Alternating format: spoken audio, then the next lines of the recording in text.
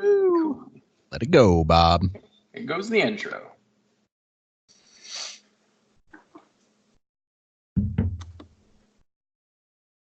What can we do for these first 10 seconds where we're not doing anything? Just hang some wiener. Maybe I should start flashing the dong. I don't know. Yeah.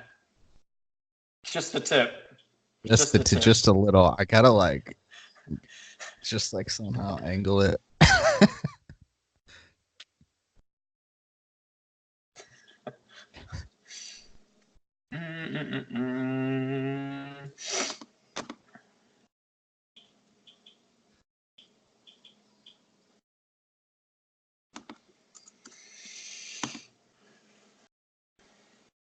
What up, nerds? Welcome to another rousing episode of Straight Chilling. My name is Bob, and I'll be your host for the evening. This is episode number 210, recorded on Sunday, April 14th, 2019. Tonight, we're going to be talking about Hellboy. Before we get into it, let me introduce the only mother trucker on the show tonight. My boy Soju, calling in from Southern Korea. What's up, man? What up? It's your boy, Rustin Bustin' G Lustin' here tonight. You know how we do. Only mofo willing to show up tonight. Rusting and busting. What are you busting from? G Lustin'. You know, I gotta take Randy's intro, you know. That's right. He's Randy's in Disney. Steal my shit. Better repay the favor. Randy Stains tonight. That's your name. Randy Stains. Randy Stains. Nah. Well, Meg, what do you? So yeah, it's it takes two to tango, huh, Bob? It's just just me and you, guy. Man, Yeah. Feels a little empty without Randy, but we'll make do. I think it's the first time that I can recall, anyways, that we've ever had a two-mang show. Yeah, not only that, but usually I am rolling out of bed. We usually cast I don't know what, Sunday nights, Eastern time. So I'm usually rolling out of bed 7:30 a.m. busting my coffee. But tonight, I'm gonna be swerving while I'm slurping on that bourbon. Guy. Woo! Finally, thank God. Jesus Christ. You just gotta start drinking at 7 a.m. That's your problem. Ugh, I wish I could. And also the nice thing too is I got the little Randy Stains tonight. I got the bullet rocking in my cup tonight and my mason jar. Here we are. Nice. And it costs an insane amount of money. I think when I first bought it, I sent you guys the price tag on it. But it kind of makes me feel a little bougie drinking it as well. So that's kind of cool. You got that pinky out? That shit. Oh, here we go. YouTube status. There you go. YouTube. So I'm gonna be pounding this tonight. I poured it strong as well, my guy. I mix it with soda and it's so light, it's ridiculous. It is strong from the mason jar. Nice. I'm proud of you. There was a request on Slack that we have a solid rant tonight, so I'm sure that will assist. Well, let me see if I can get drunk enough to just go to town. I don't actually. Last time I didn't have any bourbon, so I guess that doesn't even play a factor anymore. Yeah. It doesn't matter. It doesn't matter anymore. You got that nerd rage, son. Dude, we'll see. It is Hellboy, and literally no one else would show up to cast. Even Randy said, "Peace." Yeah, I mean, he is on vacation. He is on vacation. To be fair to Randy, we offered to let him slide, and he took that offer quickly. Mm-hmm. He was like, "Oh, yeah, I'll totally take one for the team and miss Hellboy." Totally. Yes, that sounds wonderful. So I'm glad we could accommodate Randy tonight. It is pretty funny, man. There's a lot of hate going around on this movie, and I'm sure we'll get into it. But blocking out the haters, huh, Bob? I might be. I don't know. Rob's blocking out the haters. I hope. Blocking out the haters. Rob's top 10 of 2019. Hellboy, here we go. Let's go. Yeah, only time will tell. Maybe it's number 3. Who knows? Oh, let's talk.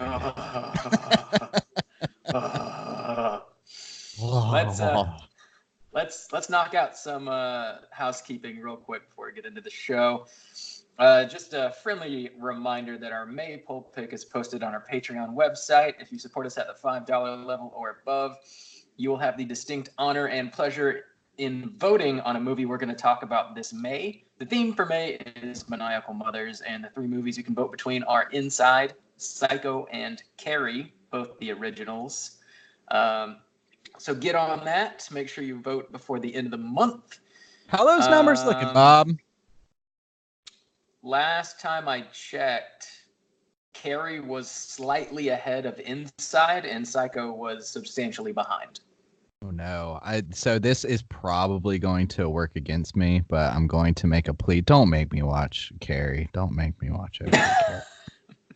People are probably gonna run to the polls to make me watch it now. So I feel like that, but I feel like I have to say something. I don't know. Might have a hot take. I have a hot take.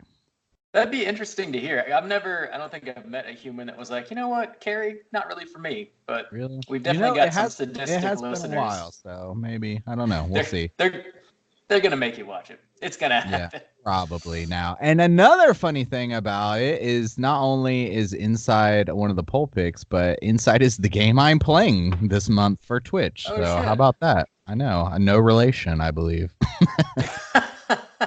Yeah. That'd be a rough fucking video game if there was a relation. God in heaven. What else we got? Just another reminder that the April 13th live show, which would have been yesterday actually, has been moved to Saturday, May 18th. We're doing a crossover event with the Shortbox podcast, talking about Creepshow both in movie and comic book form here in Jacksonville, Florida, at the Justice Pub at 7 o'clock. It's a free show. We're going to have some dope posters there on sale. And it's a pretty sweet location, actually. So come hang out with us Saturday, May 18th at 7 o'clock. And I think we're actually going to have some video games set up there, too. So you'll have some interactive stuff. It's going to be fun, man. Good times. Joe Bob Friday night was another successful Joe Bob. live How did watch. That go? What did he cover this week, Bob? What was the double feature? Everybody's trying to guess. Yeah, because he dropped hints, which he typically doesn't do.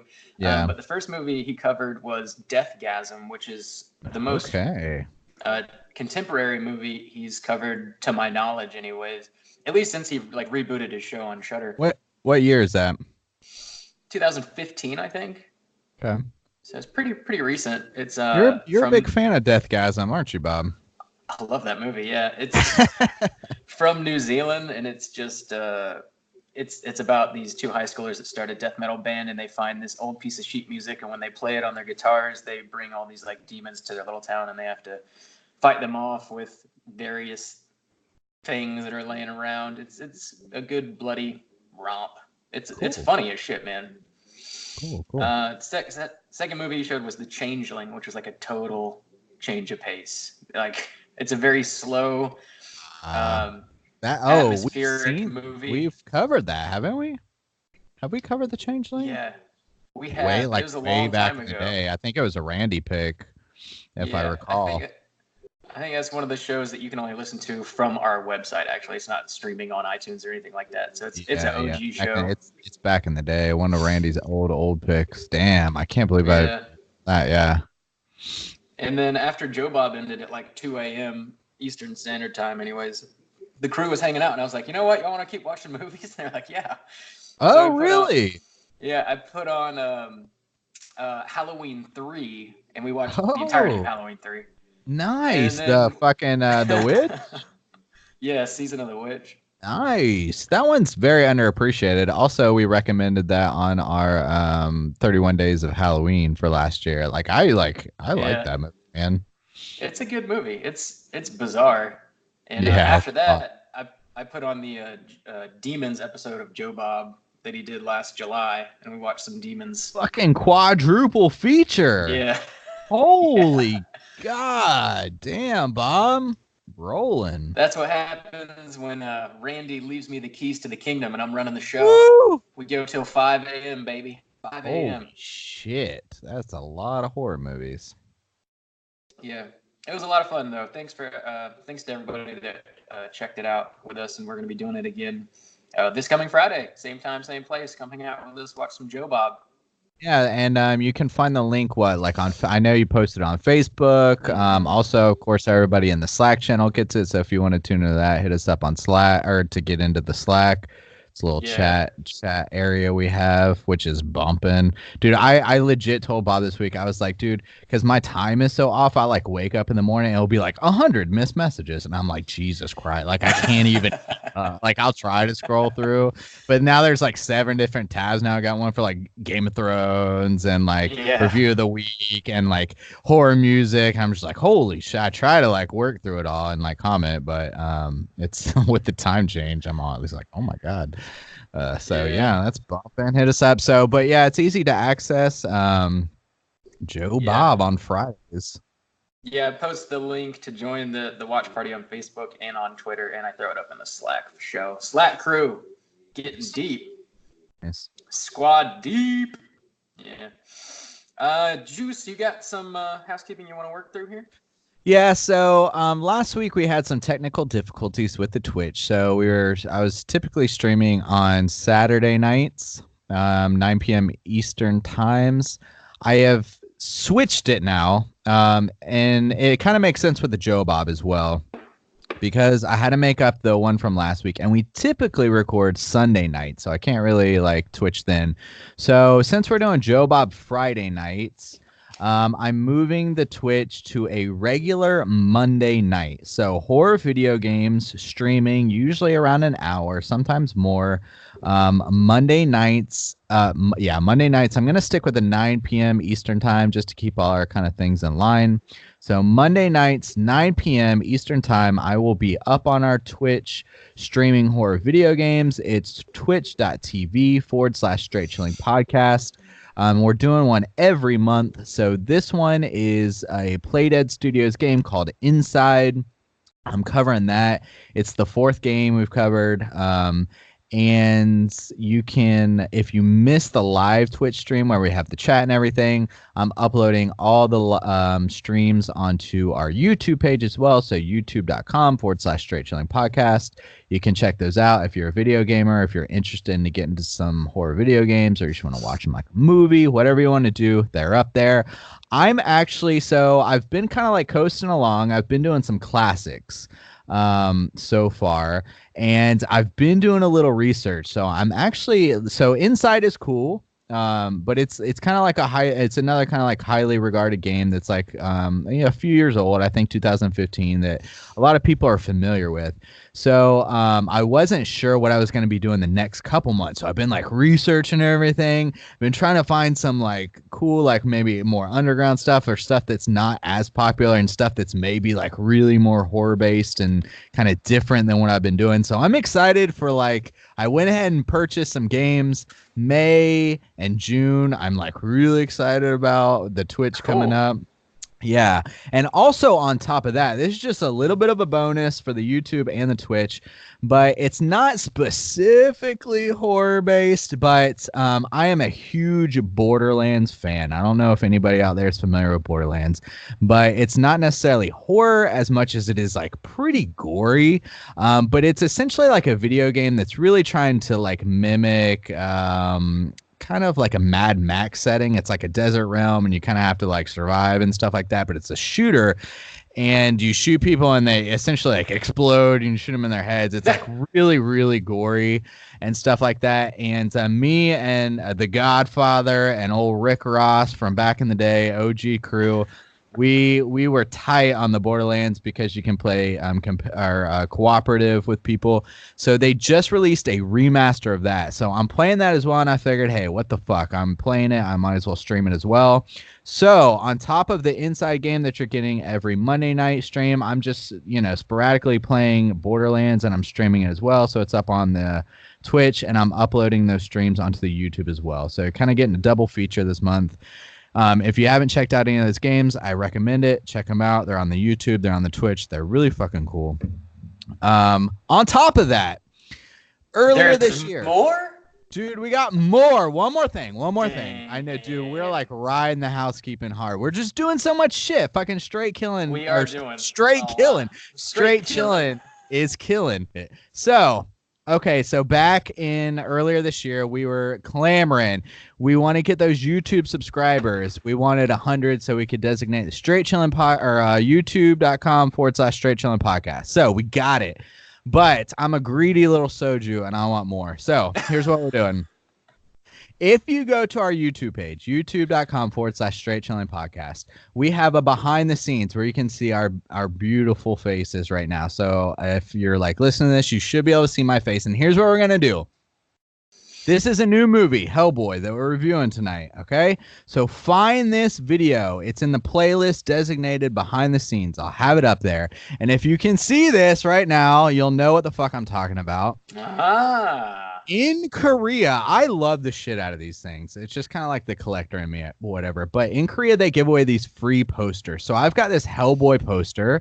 It's not like a huge like movie poster that you would see like hanging up. It's like I think I measured it out, but it was in centimeters. It was like 30 by 20, which I think is like a 12 by 8 in inches.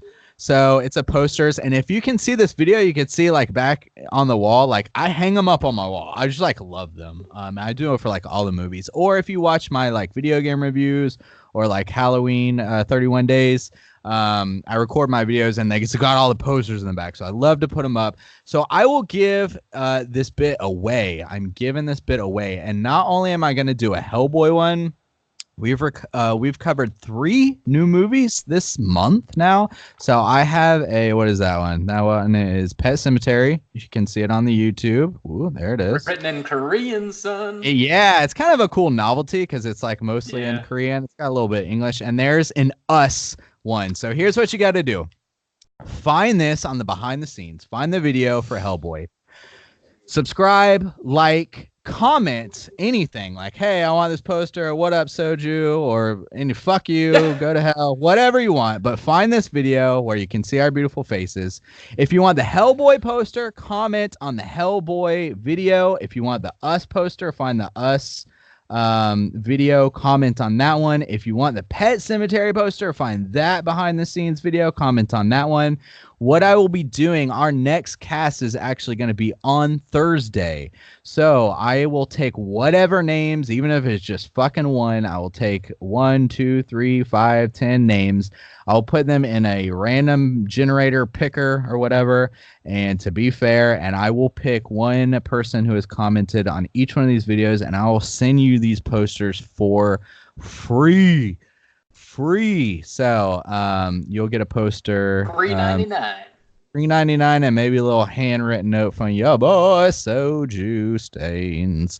In Korean too. So that's what we're doing. But hit us up on the YouTube, youtube.com/Straight Chillin' Podcast.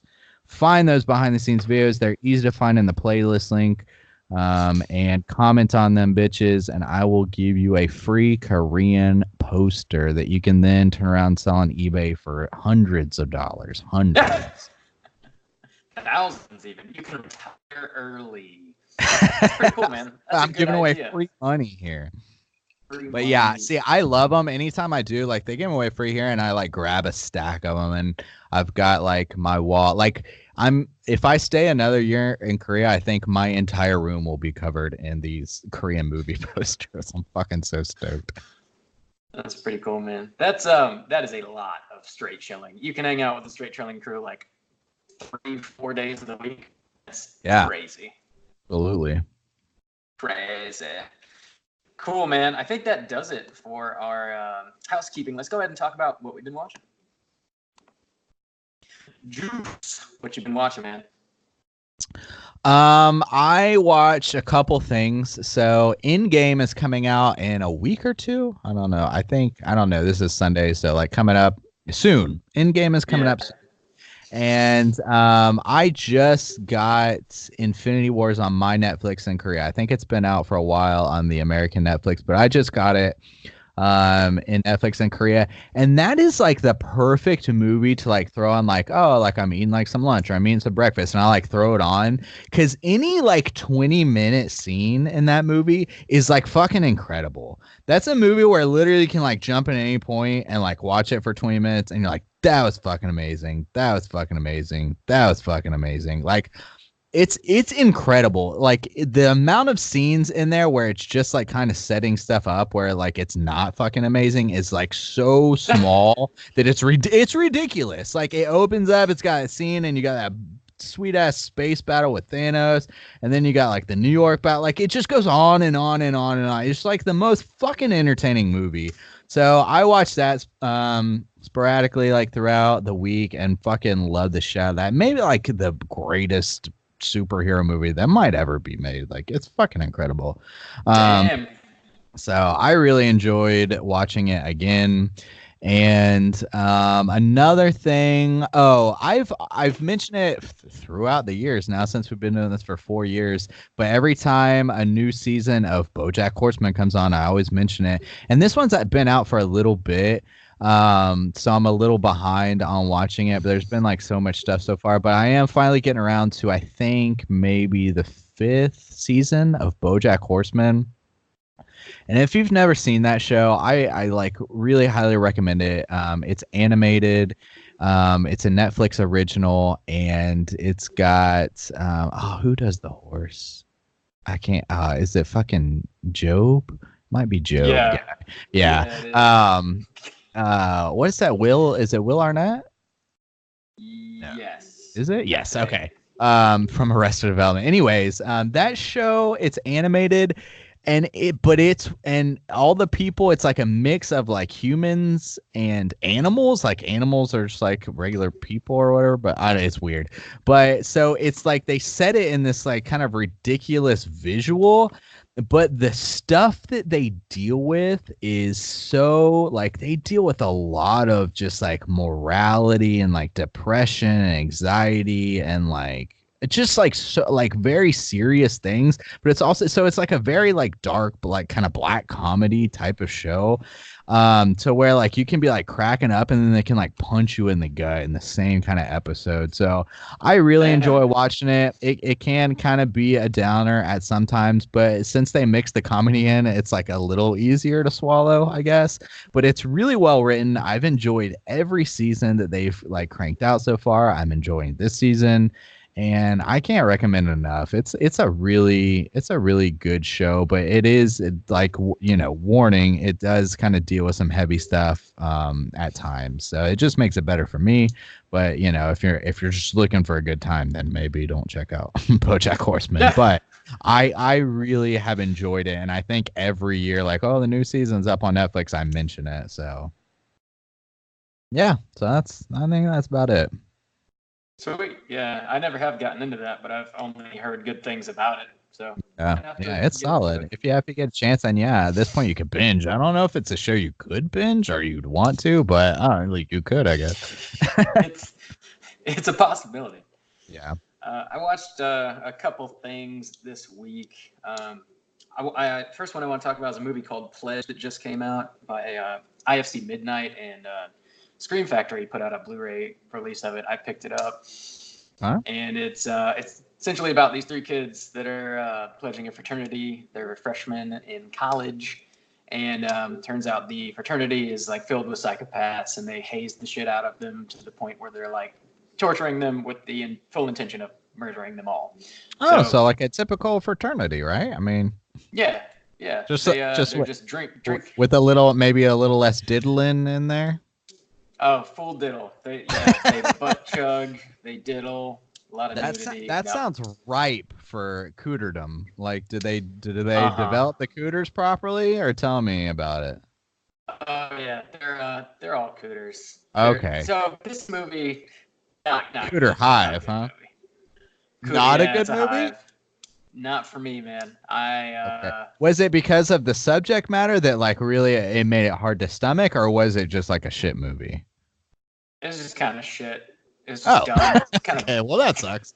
Because that's like, I mean, that premise, I mean, it's been dealt with in other stuff before that's not maybe necessarily horror, that kind of, that's kind of like a dark, I feel like there's like a dark kind of underbelly there of like, college fraternities and sororities and hazing and shit like that. So every now and then you see like some really fucked up shit like hit the news, like, oh, somebody died, or like some really fucked up shit happened. You're like, oh my God. So, yeah. There you go. I lost you for a minute. Oh, sorry, guy. No, you're back. You're good. Um, but yeah, it's not a particularly good movie. I wouldn't really recommend it. But should you choose to subject yourself to it, it's actually streaming on Hulu currently, so you can check it out if you so choose. Another movie I checked out this week for the first time is an old movie called Horror Express. It's like a Hammer horror movie. With Peter Cushing and Christopher Lee. And Arrow Video put out a Blu-ray release of it last February, and it's pretty great, man. I was like really pleasantly surprised when I watched it. It's sort of it's kind of like a murder mystery almost. So basically, they find this half frozen creature in like Antarctica, and they try to bring it back to the east. They load it up on a train, and it sort of like wakes up on the train, and people start dropping like flies, and they're not really sure if the creature has something to do with it or if there's just like a murderer on the train. So they're trying to like kind of solve the case. But there's like some decent gore. It's got this like very like classic feel to it. I don't know. It's kind of hard to describe it, I guess. But like as soon as it starts, I was just like, oh, this just feels like a classic movie for some reason. It's And Christopher Lee, I mean, that's solid. Yeah, the cast is pretty incredible, and it's like got this like sci-fi kind of thing going on with the creature, and then like it's kind of got a slashery thing with these like random train murders and like the murder mystery side, and it's sort of like kind of feels like a bottle movie because they're on the train like pretty much the entirety of the movie. Yeah. I don't know. It's just cool. It's a really interesting movie, man. I definitely recommend checking that one out. And what year is that from? Do you know? Ooh, I don't know off the top of my head. I want to say it's like 60 something. Let me see if I can pull it up. Okay, wow, throwback. Damn. Yeah.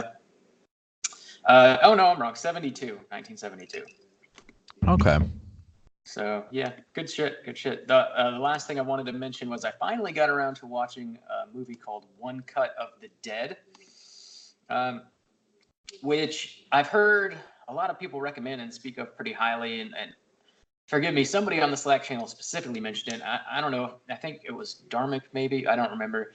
But I picked up a copy of that recently, and it's this like super low budget, independent Japanese zombie comedy.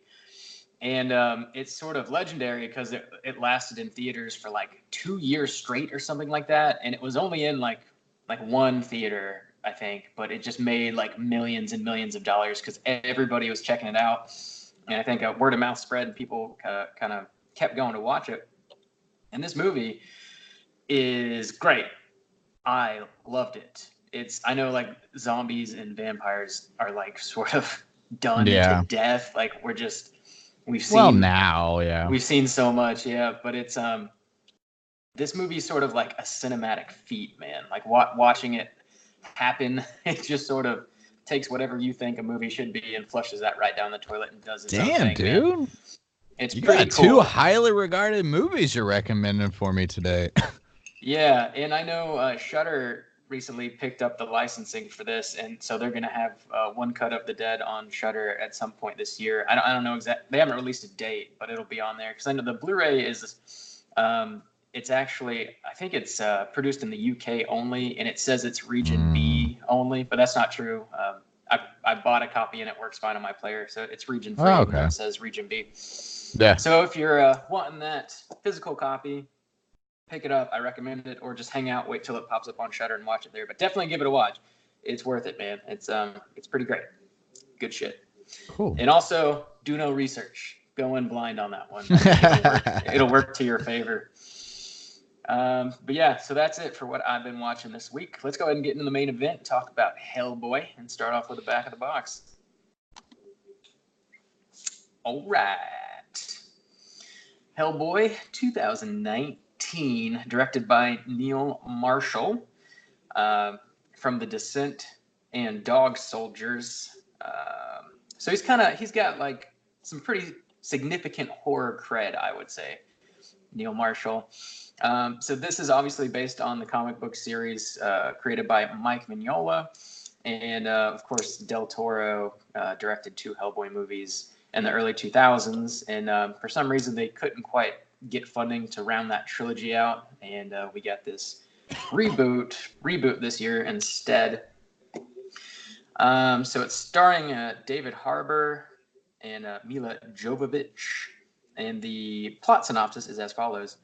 Based on the graphic novels by Mike Mignola, Hellboy, caught between the worlds of the supernatural and human, battles an ancient sorceress bent on revenge. So going into this, I think it was a mixed bag, I think, because the trailers looked okay. But yeah, when they were like doing the promos and stuff for it, we were kind of like, or like, like just the pictures and stuff and like the rumors. Mm-hmm. We were kind of like intrigued, I believe. And here's the thing I was conflicted about with this movie going in is I've never read the comics, and it's been a while since I've seen the Del Toro movies, and I never was just like infatuated with them or anything. Like I liked them when I watched them, but I couldn't, like remember a whole lot about them. Like I remember like the general premise and feel and stuff like that. But I was conflicted. I was like, well, should I watch these Del Toro movies again before I go back into this? And I was like, no.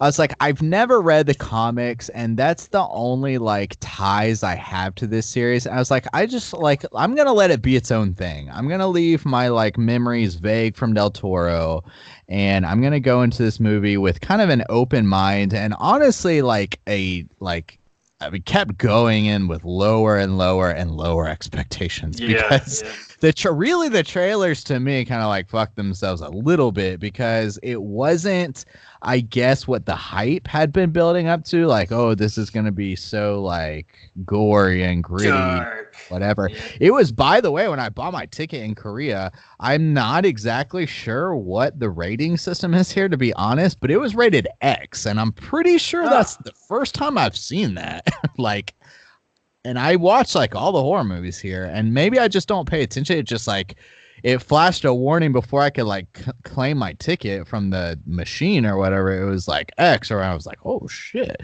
So, and I think it's the warning specifically said that teenagers couldn't attend even if they were with a guardian, I think is what the Korean warning said, I think. So I was like, well, hot damn, going in like that, like really piqued me. So I was going in hot. Watching this movie, but I did not end up watching the Del Toro ones again. I didn't watch any clips or anything. I just went in like, trying to keep an open mind. Yeah. I didn't revisit the Del Toro movies either, but I do enjoy them for what they are. They're way more like campy feeling, I guess. There's a lot more humor in those movies than there really are in the books. I haven't read all the comic books, but I've read quite a few of them.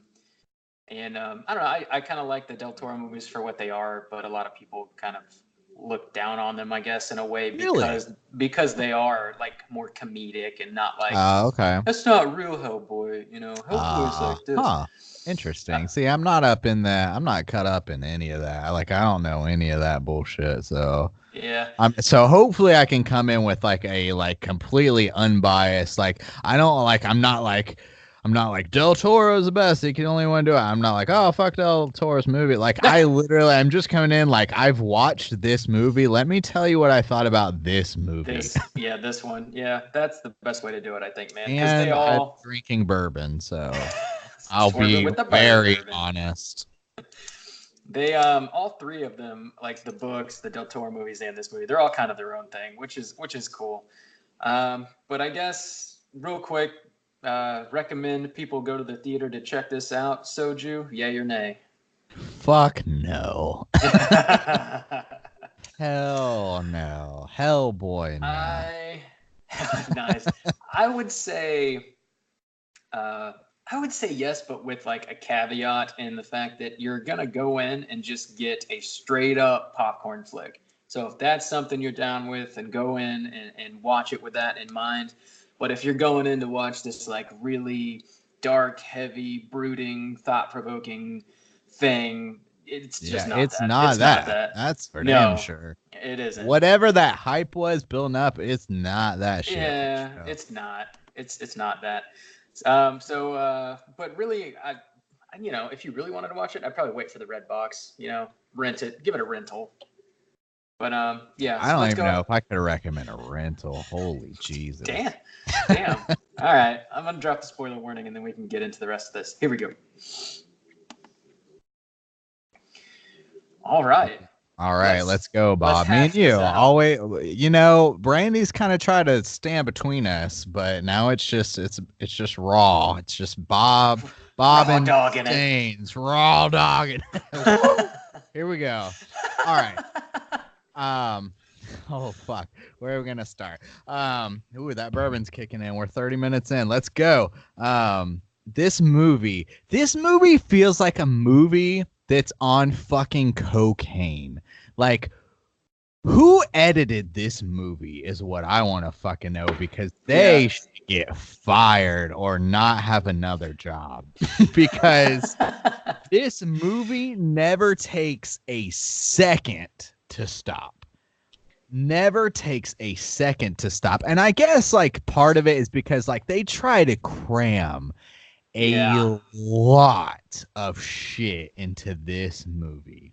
Yeah, I think most they took, of it 4 storylines and like merged like 4 different storylines from the books into like this one movie. So it's like constantly moving, constantly. Dude, it like doesn't take a second for a beat, dude. Like it. And the cuts feel bad because it's constantly going to a new thing, constantly. Like there is no time to settle or simmer on anything you have seen. And every scene is like full go, trying to give you like spectacle. It is just like fucking balls to the wall. And the problem is it's like, okay, like that could have worked maybe for this kind of movie where there's seemingly a lot of spectacle to give you, but they just fuck it up in so many terrible ways. It's like so surprising to me, like with as much like potential they have and as much as they want to cram in, how much they fucked up. Okay, so run it down. I don't let feel me the run same way, but let me run some of it down, and we'll try to give like a synopsis of like this fucking story, which is like oh my god. One of the things I will say about this movie it feels like, okay, so this is coming out in 2019 and, you know, things are rebooting and they're coming out and they've got this new kind of modern flair. And in my opinion, I was even saying like, what's my favorite like era of horror? Like I feel like we're doing good. We're on a good track. We got fucking big directors. Like they're doing a damn good job.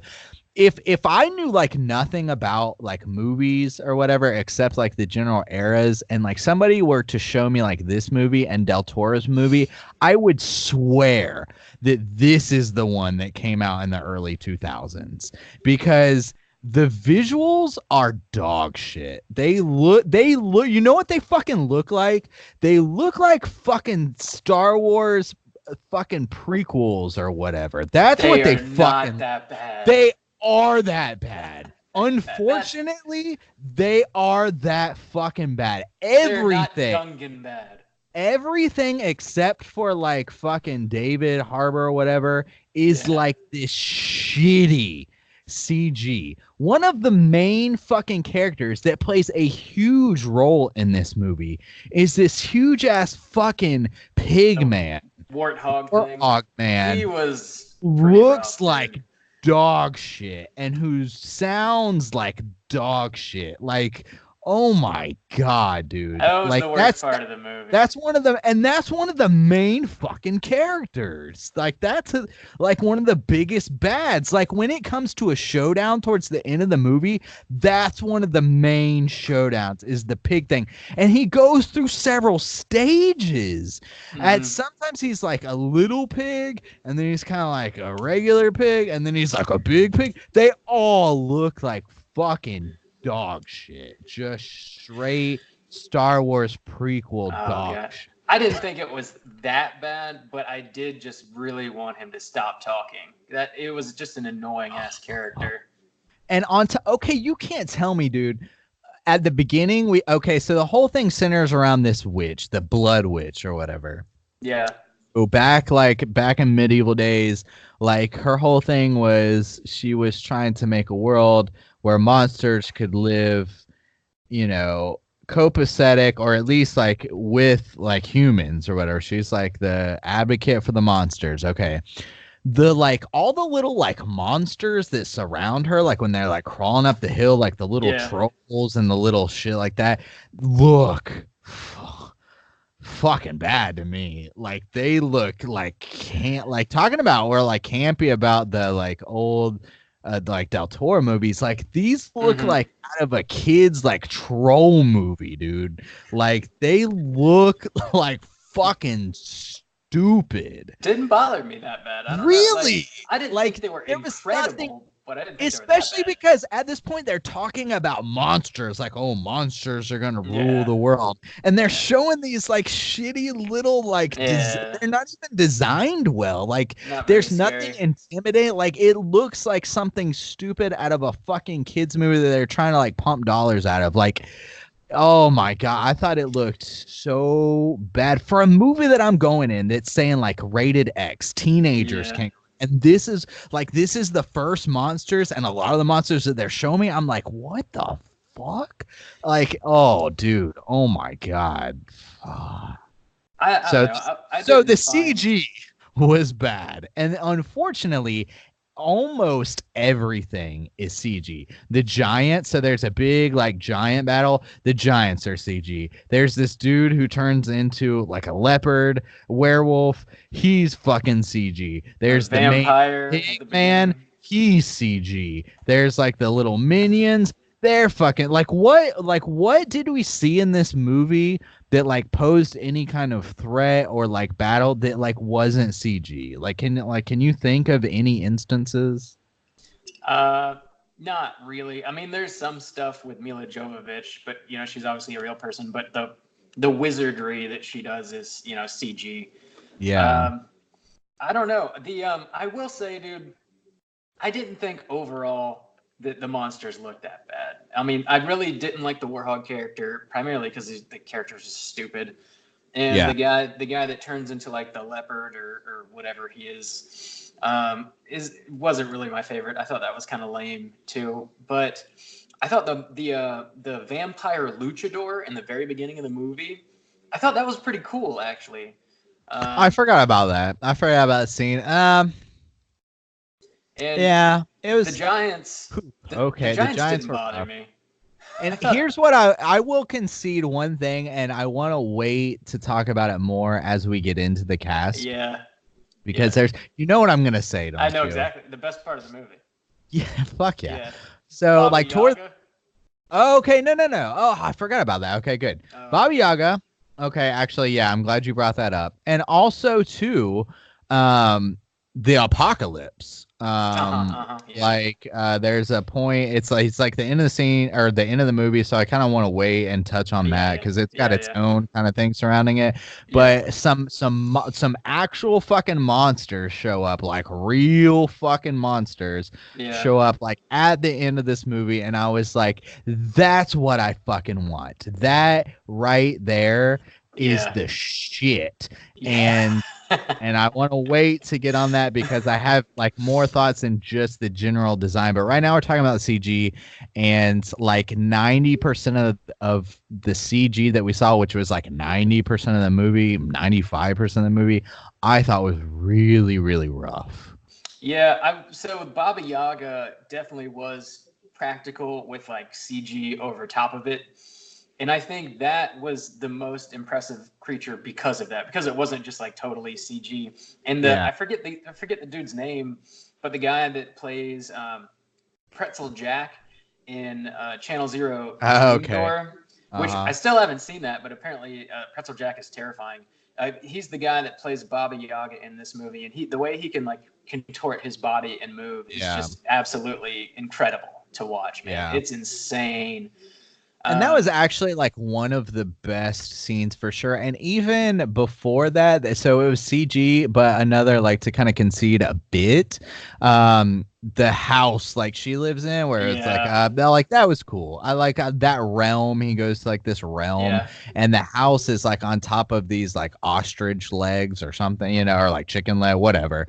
And it like bends down, and that was cool. But okay, you bring that up, dude. To even like give a synopsis for this movie is so tough. Like, let's try to give a rundown of all the shit that we fucking see in this movie. So we start off, and it's King Arthur and the Blood Queen. So that's its own thing.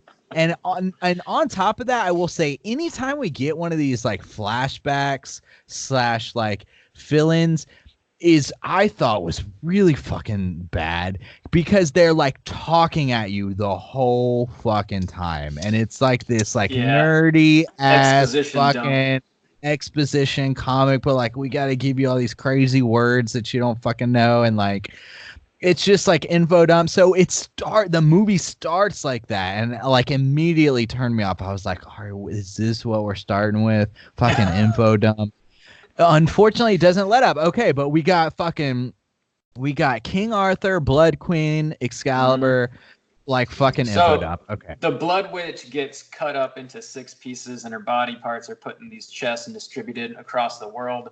And then it jumps to present day after that happens, and the Warthog guy is trying to find all these pieces of the Blood Witch so he can put her back together.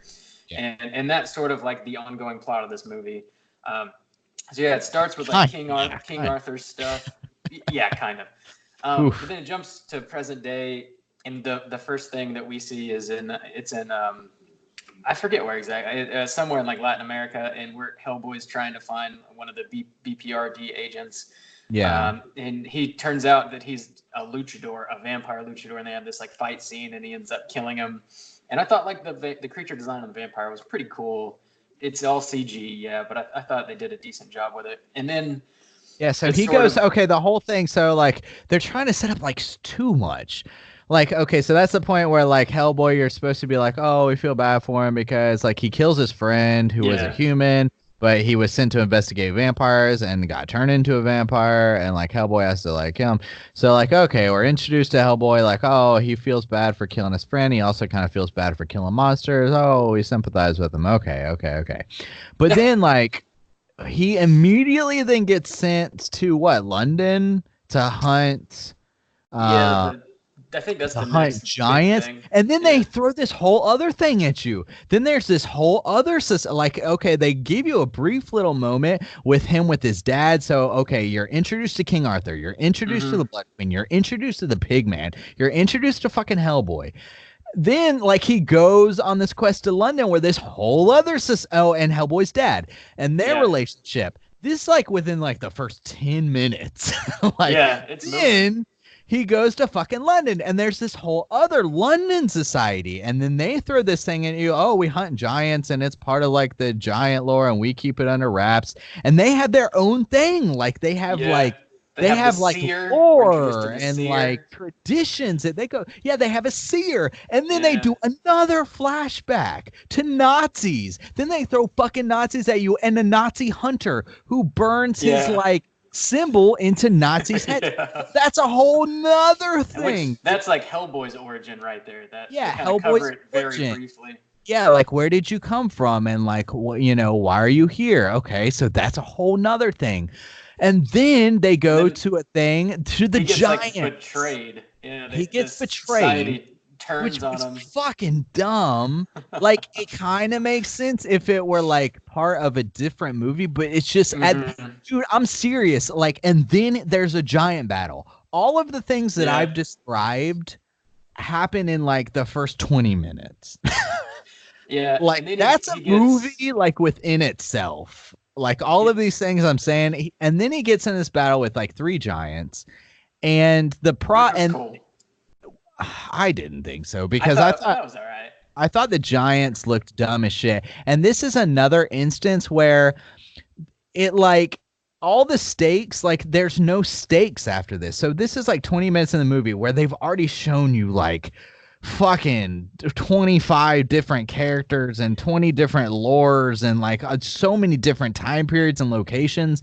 But on top of this, like Hellboy has been like stabbed multiple times by these like giant hunter London people who like kill giants all the time and is like and then like he beats their asses after being stabbed like 4 fucking times with these like shock spears, like fucking beats their asses, and then just like slays 3 giants.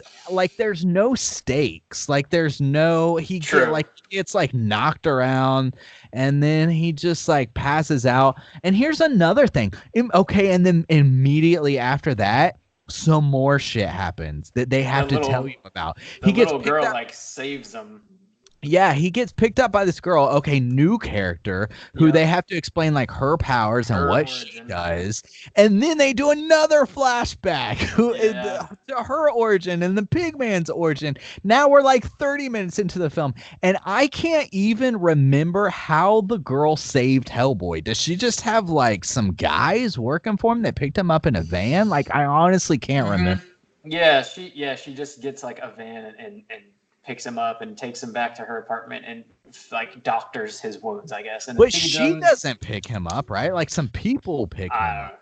It doesn't really show. She just like rolls up. Okay, but she's working like as a psychic for like $10 a pop. Like she's like reading people's palms and shit. So I'm like psychic abilities, and then like the BPRD like break into her apartment and then make a big show, and then all of a sudden we're back focused on like plot A, where like the witch is like being put together as we speak, and now we gotta go find her and stop her, and they do, and then the little girl gets like hurt, so then they gotta go dig up Merlin, the rotting corpse. Was that what it was? Was that what it was? Okay, because honestly, dude, at this point, like you even skip some parts. Probably, because they introduce another guy. The tiger guy. Another guy is introduced who's like this Asian dude, but he's like works for the British like people that just try to betray Hellboy. Yeah.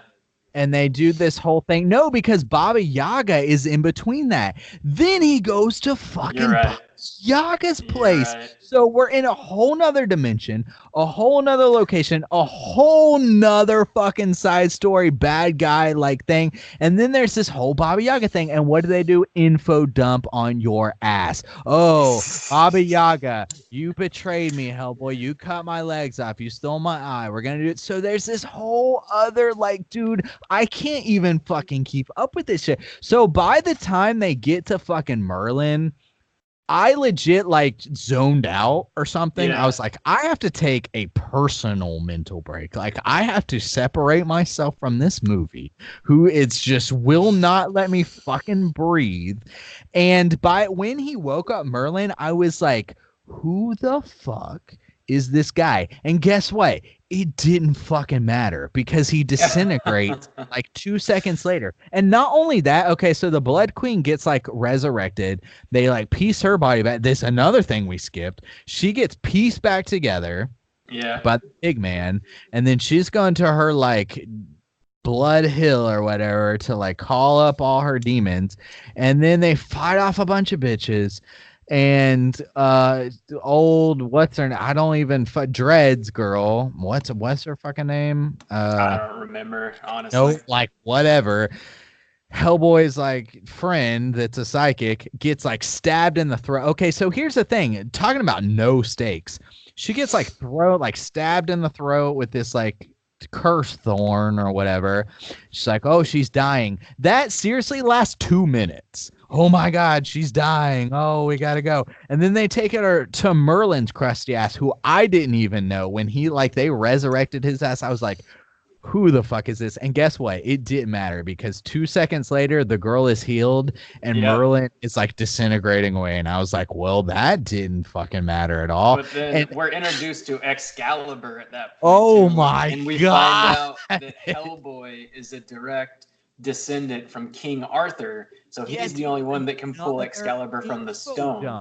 Like, it's crazy. Info dumps are in this movie. Like, 8, a lot. 8 to 10. Yeah, a lot. Like literally, that's not even an exaggeration. No, yeah, like you have the opening scene, you have like the Nazi scene, you have the fucking Baba Yaga scene, you have the fucking Tiger Boy scene, the Tiger girls Boy scene, which we haven't even talked about. You have the psychic when she's a child scene, and like fairies. Yeah.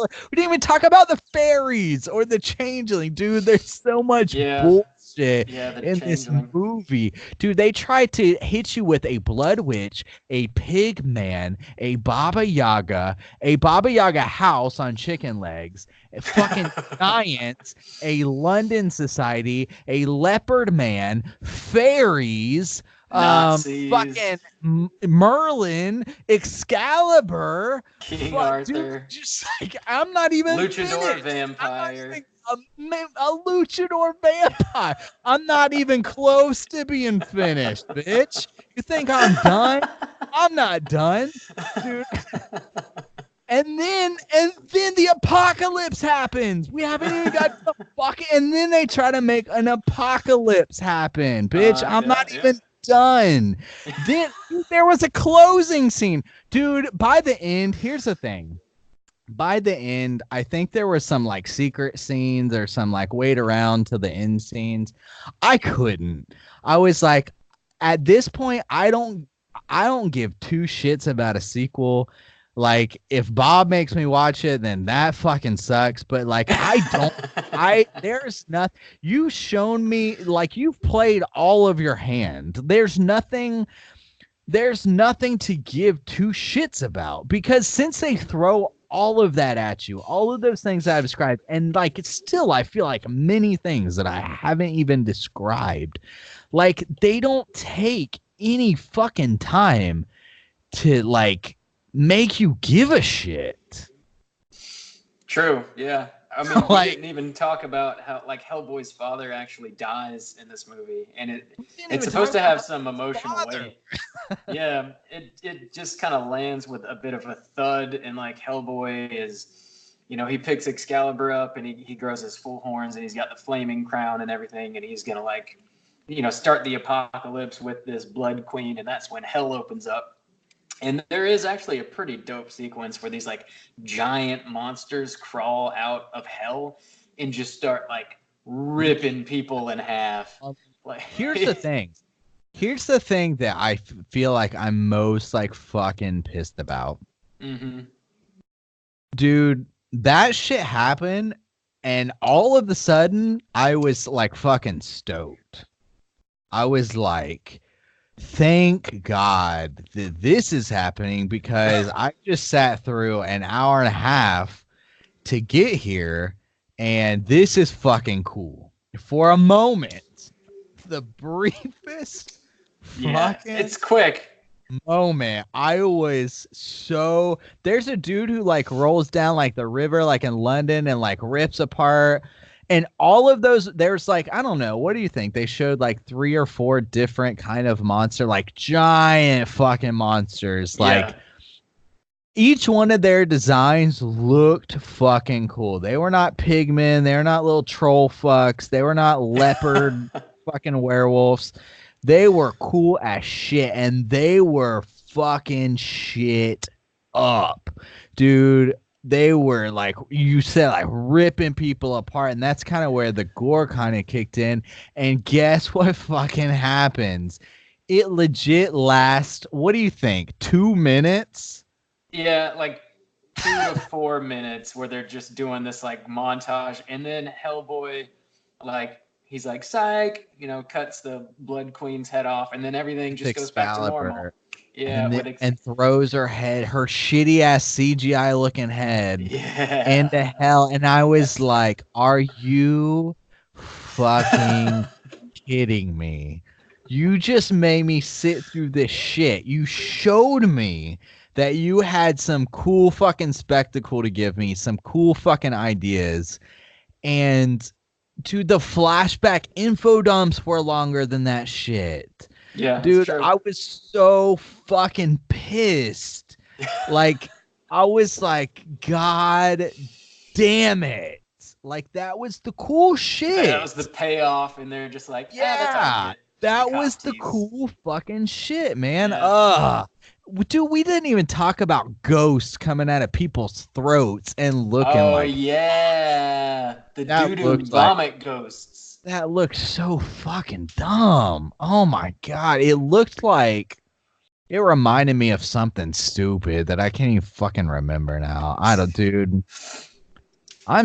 Dude. Oh my god, what a fucking disappointment of a movie this was. Um, holy shit. So we kind of covered all the plot, and I there's a mean, lot. as best as you can. Legit, I would. It felt like a movie on fucking cocaine. Like it just Yeah. each time something happened, I was like, holy sh. I think I said, like, I'm not fucking exaggerating. I said aloud multiple times, oh my God. Like the word. Like Oh, oh God. anytime they went to a new place and they started saying like new things that was like new and like had nothing to do with already like all the other shit. Like when he showed up I was like, oh my God. And then when he showed like when like Excalibur like showed up and I was like, I legit like I'm not fucking exaggerating. I legit said, oh my God. Like who somebody needs to be fired or like somebody did a bad job and it sucks too because I know the dude who like did the Descent and shit like that did this and it's just Yeah. like and then I was reading some shit about like oh problems on set and like people arguing. I was just like, you know what, like somebody fucked up. Or maybe, here's the thing too, another thing too. A lot of The Descent, like, yeah, it's a good movie and it's like highly regarded, but it's not like huge shit. It's not like a huge blockbuster like this movie. And even like No. David Harbour, like, like, oh yeah, like Stranger Things is like huge shit, but it's got that like kind of like indie kind of feel or that like like kind of homegrown kind of feel, Yeah, like well, it's not it's not like trying to start this like big franchise, like comic book well character not franchise. when It's a it different thing. started, at least. Not when Yeah, that first season came out. And I kind of like blew everybody's load. So like, and then you take all these things and like you try to make it remind. You know what it reminds me of? It reminds me of when like everybody liked that movie Chronicle, and that dude kind of like came up with a new way to do like a superhero movie, and it was like handy yeah. cam, and everybody was like pretty like impressed and surprised by it. And we're like, oh god. And what did they do? They gave him fucking like Fantastic Four, and like we're like, make a big spectacle out of And this. it's It dog was shit. dog shit. That's exactly what I thought of. I was like, oh, I was Yeah. like, these people are getting too big for their britches. These are I not think the people. this movie probably originally had like a 3 or 3.5 hour cut or something, and it's right at 2 hours. Like somebody obviously said, you gotta make this movie 2 hours max. Like make it happen. And they just had way too much fucking plot, and that's exactly why it feels kind of like it's edited all to hell. Because I think they were just trying to cram everything in to 2 hours, and you really just can't do that. I mean, that I will say, like having read some of the books, that's sort of how the books read. Like they jump from like city to country to, I mean, they're just all over the place, and they take all these real pieces of history, like Nazis and all this stuff, and like they work it into the plot, and then they expound upon it. Like you've got Rasputin, who's like a reoccurring character, Oh and then you've yeah, I got forgot about that. Oh my god. yeah, and the Nazis, and like Baba Yaga is like a really big character in the books too. And it's just sort of, it does kind of feel like the books read, but it might work in book form. It just doesn't necessarily translate so well to movie form because it doesn't let anything marinate. Like you don't have time to invest in anyone emotionally. Like there's like zero emotion in this movie. They kind of try to work some in, but it does Yeah. not land. It doesn't play because they don't give you time. The characters are just sort of, they're just like, hi, this is who I am. Let's fucking go. Bam, bam, bam, bam. Yeah. Like they literally just tell you who they are, and some of the characters really just aren't that interesting. I mean, Hellboy himself is like, you kind of get a sense of who he is, but just barely, honestly. But it feels like so surface level. It's like they've told me how I should feel about this character. I don't actually feel that way about this character. You know, like it makes like a logical sense, but like I haven't spent any kind of real quality time with him. He's just fighting like CGI shitty giants and like getting his ass knocked around. He has no vulnerability. Like he has no like I don't like they could have and they're trying to develop like the relationship with the dad, and it just like there's no time. Like they just want to throw more fucking story and more fucking spectacle at you, that there's no time for any of that. Like the relationship between him and the girl, like he literally just said, like he has to tell somebody in the movie like, oh, we go way back, we like I saved her as a child or something like that. Like they literally tell you their relationship, like you wouldn't know otherwise. Like and like it's just like, okay, so I guess like you guys are kind of close, I guess, like that, since you've told me that. Yeah, and they do sort of like a tag like after the main story finally ends, where like there's a little, they squad up, basically they've got like the tiger guy, the girl Oracle or whatever, and Hellboy, and they're rolling through like kicking all these monsters' asses, and then they show that they find Abe Sapien, who's like another big character in the comic books, and they kind of like wipe this nameplate off, and it says like, oh, Abe Sapien. So they're trying to set up a sequel where they're going to introduce another like major character, but I do not see a sequel happening. I don't know exactly how much this made.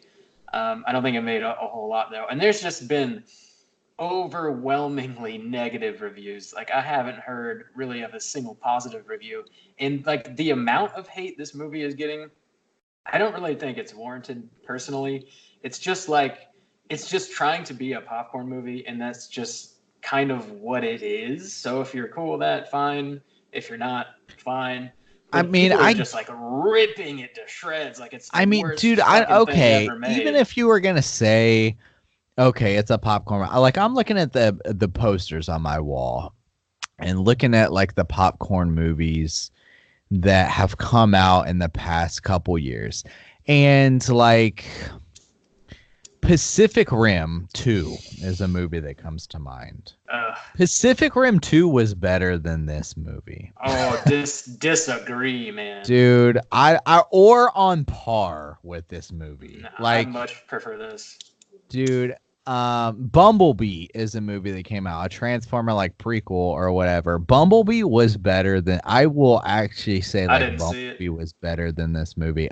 Jurassic Park or Jurassic World came out. Jurassic World was like dog shit too. I would say on par with this movie. This movie like even just as I love to go to the movies, and I'll be like, I watch a ton of horror movies, but I watch a ton of popcorn movies too. Like I just go to the movies a shit ton. Like I just go a lot. And this movie, like a funny thing I will tell you about leaving this movie is a lot of the Korean women leaving this movie seemed really pissed that their boyfriends made them go to this movie. I could see it on their fucking faces. Like leaving the movie on a Saturday night. This movie, it doesn't even reach popcorn status to me because the spectacle looked so bad. This, like, okay, like if you're gonna give me spectacle, it felt the same as like Jurassic World 2 or whatever the shit that's called, or it felt similar to Pacific Rim 2, where characters do not matter, and we're gonna throw spectacle at you, but it looks like shitty CG. Like it legit, like I honestly, it looks like the battles of like Star Wars prequels. Like the shit that they throw at you, like it looks cheesy as fuck, like not even cool design until those crazy monsters show up. Then it's fucking cool, and that's what kind of pisses me off, because I'm like, you had some things that looked cool, like you're capable of doing it. Like even if this was like some kind of rush job or whatever, like got to pump it out for the summer. Like you showed me you're capable. It's just like you went that pig man looks like fucking shit, dude. Pigman was rough. I don't know. It's not great. I don't think it's as bad as people are making it out to be personally, but I don't know. Is there anything specific you want to touch on before we rate this thing? No, I'm sure we still missed out on like some shit, but there's a lot. Yeah. Yeah, fuck it. Yeah. Let's review it. let's do it. So, Drew, out of 5, how you feeling about Hellboy 2019? I'm gonna give this a 0.5. This movie sucked. Damn. I was kind of mad that you made me watch this movie. A little bit. To me, not all, like we were mentioning the popcorn movies, another movie that felt like, and another reason like I'm giving it a 0.5, it felt like Tom Cruise's The Mummy. Like it felt like dude, it felt like in that vein where they were like, oh, we're gonna make this horror franchise and we're gonna take like that. I mean, that's what it really felt like.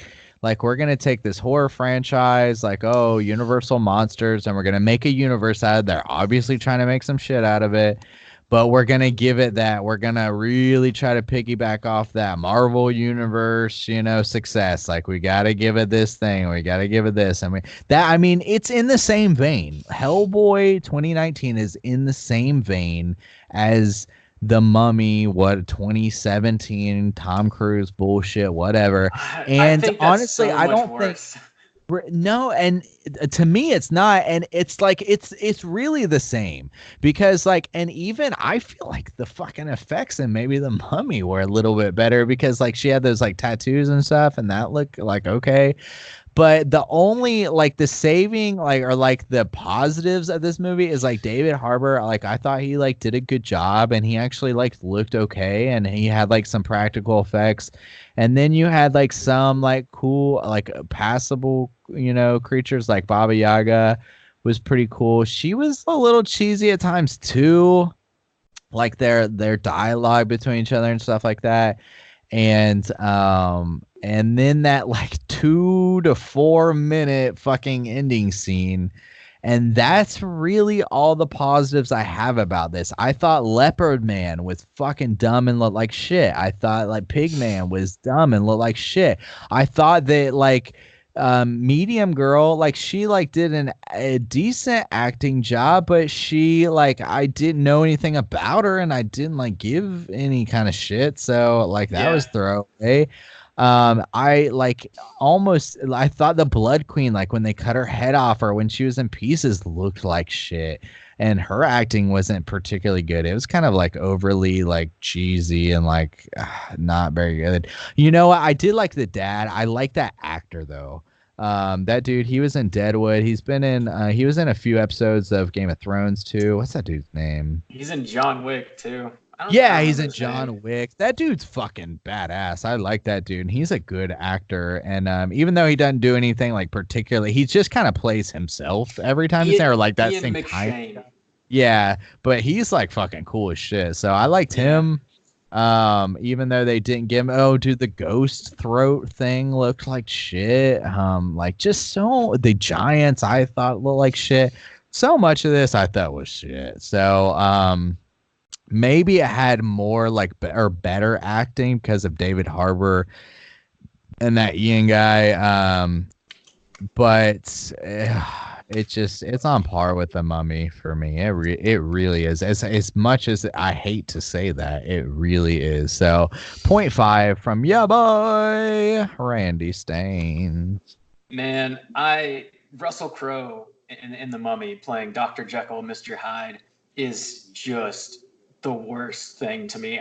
That movie is so much worse than this movie. But dude, we had a pig man through 75% of this movie. So I mean, how much was Russell Crowe in the movie? He was like in like 10 minutes, right? Too much. I don't know. He's trying to assemble a team. Oh my god, fuck that movie. I don't know. Hellboy to me was fine. It was not great. It's not something that I would like highly recommend, but I really don't think that this nerd rage is warranted. People need to remove their fucking underwear from their assholes and take a fucking deep breath over this movie. It's not great. It's not quite as advertised. Like, it's not this crazy, dark, brooding, crazy, gory movie. There are some decent gore effects, and that, like, the pig man is rough, the tiger man is rough. But I think there are a lot of pretty cool set pieces that like entertain me enough to where I didn't regret watching this movie. Like, I would prefer it much to Jurassic World any day or the fucking Mummy. I enjoyed like the luchador vampire scene. I thought that was pretty cool. The giants were fine. They weren't incredible. Baba Yaga, I thought was actually fucking cool. I really like Baba Yaga quite a bit. I thought like when Merlin comes back to life, I thought that looked really cool, even though it's just sort of like plot congestion. But I like that, and I thought like using Excalibur and like working that and King Arthur in the plot was pretty cool. And like, of course, the end where like the giant monsters come to fruition finally and start laying waste to the world was pretty badass as well. So there's like a lot of stuff in here sprinkled throughout the movie that kind of pulled me through it, and I don't think the nerd rage is totally warranted. That being said, I'm going to give it a 2.5. That's going to put our aggregate at a 1.5. Holy shit, that's really high. I guess. Wow. I don't get all the hate. It's just kind of a dumb, fun movie, I guess. What happened to me and you, man? We do not see eye to eye, do we? Not on the same page on this one. Not on many movies. We have been drifting further and further apart as time goes on. It don't stop. or whatever he says. Dude, who is that? Riff-Raff. Fucking Riff-Raff. Riff-Raff, yeah. Bag. That man eats Pringles off people's toes or some shit. That's a weird dude. That's a dope video. That's a weird guy. Let's go ahead and get into Rotten Tomatoes, big dog, and see what the critics and users think about Hellboy. All right, man, take it away. All right, so since there's only two of us, I have not looked at the Rotten Tomatoes yet. So here's what we're going to do. Me and Bob are both going to try to guess. I don't know how many, since I haven't looked at it, I don't know how many critics have rated this. I don't know how many audience, even the user rating or whatever. I don't know how many people have rated this on Rotten Tomatoes. So we're just going to go around, try to guess, and we will see who is closest. So, Bob, I will let you do the honors for the critic score first. Okay. I will let you do that, and then I'll guess the audience score first. So you first, critic score. What do you think the critics rated Hellboy 2019? I gotta say it's low as hell because, like I said, I've only heard negative things about this movie, so I'm gonna go with like a 12. 12. Okay. Yeah. I mean, I can kind of see what your thing is, like with the popcorn, and sometimes, like they let shit slide. I don't know what they rated like Jurassic World and shit like that, but it doesn't seem like it's like always overly negative. But with this, the thing is, like, I had saw like a Reddit post too where like this got like an X in Australia or something like that for gore, and after seeing it, I'm really like, why? Like, what the fuck? But so maybe that like kind of took them out.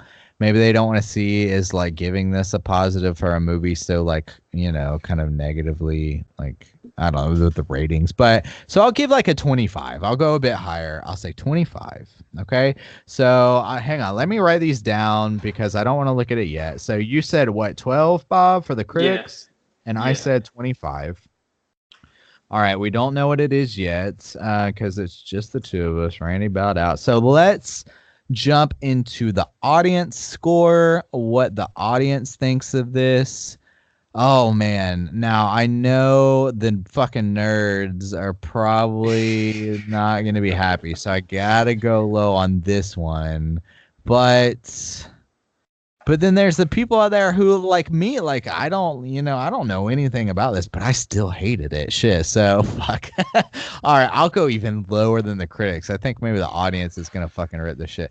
I'll say 15% from the audience score. I'll go the other route. I think it's still very low, but I'll go like 32. Okay. So 15 from your boy Soju and 32 from Rob. So now give me a second because I like have to actually look it up.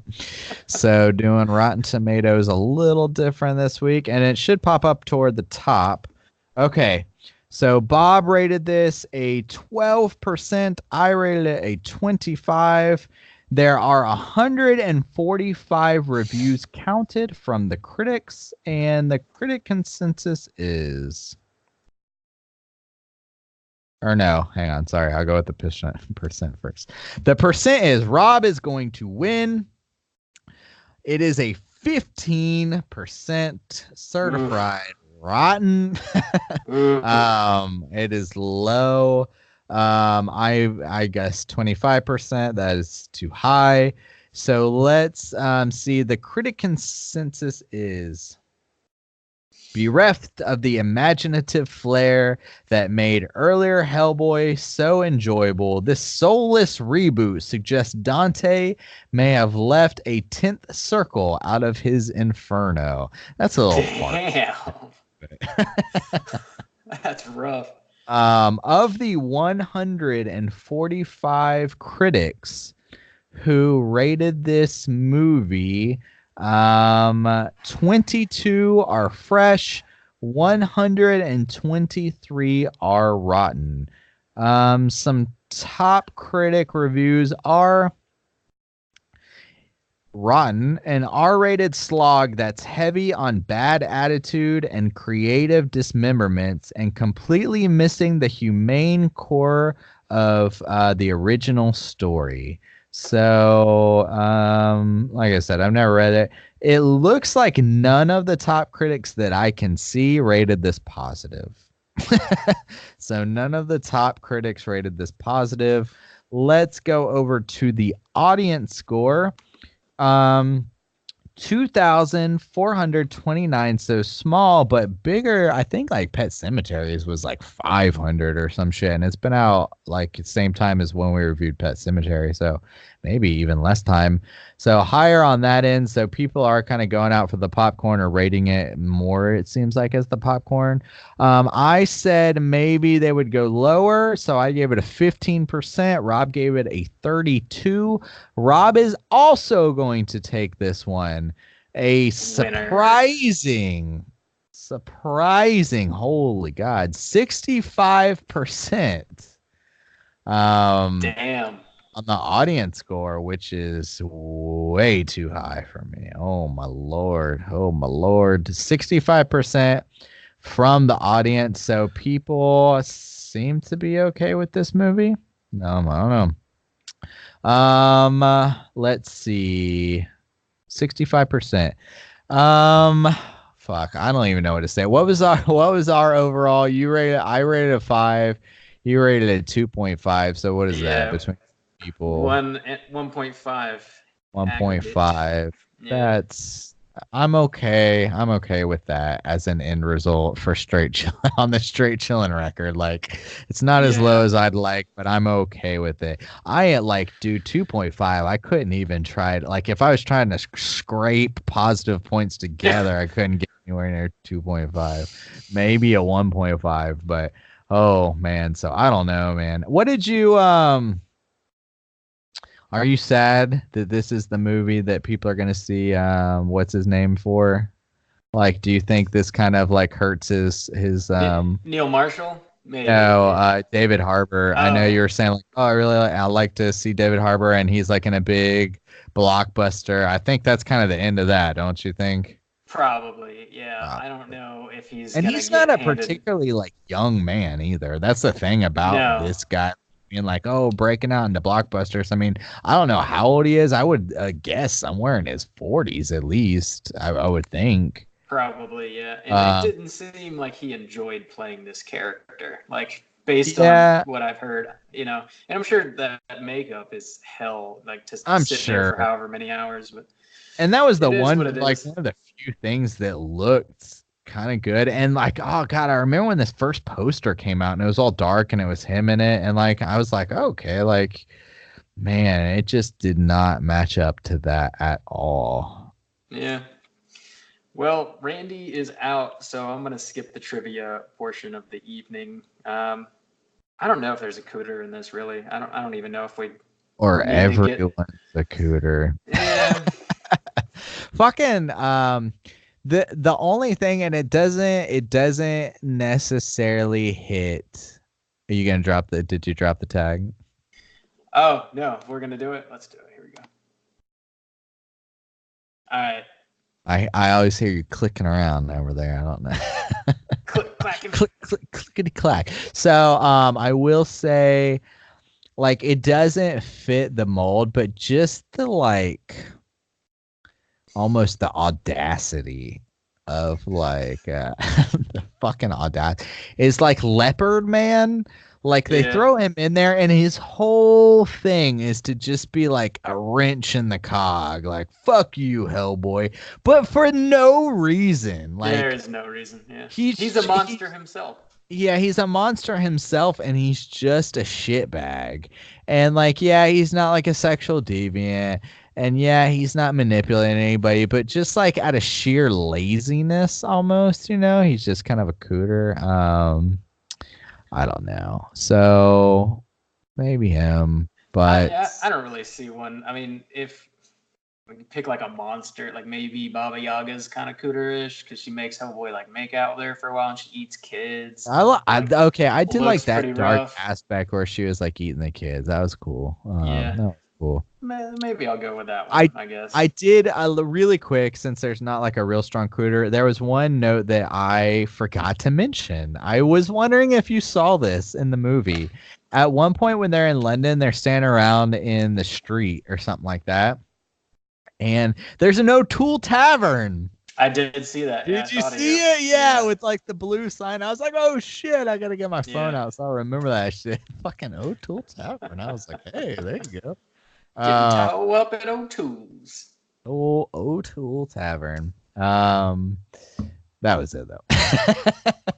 So maybe not a traditional cooter in this movie. Maybe just like the fucking director or who, I don't know. Just that Leopard Man in general. I was just like, oh, what are they trying to project over here? What is this? Is that dude? I guess is he in the comics? I guess I honestly don't remember that character being in there, but there's a couple main characters in the books that they just didn't have in there at all. Like he's got kind of a love interest that's not there, and Abe Sapien's sort of his right hand man, and he's not there. So they definitely leave a lot out, and I'm sure with the intention to include all that stuff in the sequels that they were planning on making. But I don't see that shit happening, man. I think this is it, one and done. Yeah, and also too, we didn't even talk about like the Leopard Man's backstory. Like that was a whole nother scene. I don't even want to. Holy shit! Oh my god! Like I can't even believe we just rattled off all of these things, and still there are like chunks missing. It's like that's what this movie felt like. Like oh my god, there's more. Oh my god! Holy Jesus! So let's go ahead and round the show out with a little bit of news. We got some news this week. Oh, we're not gonna do We are, yeah. Okay. I guess like since it's we gotta. I don't know the flow anymore. Yeah. We got so many segments. Oh my god. Yeah. So in the news, it looks like Poltergeist is getting yet another remake. Didn't we already talk about that? We talked about that. Did we talk about that on the show? I couldn't remember. I knew we did on Slack, but I didn't think we did talk about it on the show. And maybe, honestly, you guys might have talked about it when I was in France. But I remember listening to it. But yeah. But anyways, okay. I don't think maybe it was when I was in France, so I'll talk about it now. Okay, yeah. So Joe and Anthony Russo, who did Marvel movies. What did they do? A Captain Dude, they America did one, or Infinity War they did and Infinity Winter War? Soldier and the one like where Civil War. So like the best ones. Oh, damn. Or like some of the best ones. So they basically were just told like, hey, y'all want to make a movie? Like y'all want to pick a movie and remake it? They chose Poltergeist. I don't know. So Oh, they're gonna, so they got to pick. Okay, okay, yeah. okay. So maybe they have a cool idea for it or something. I don't really know. But there's obviously the classic Tobe Hooper, Steven Spielberg movie from the 80s, and then we got a 2015 remake, which I never did see.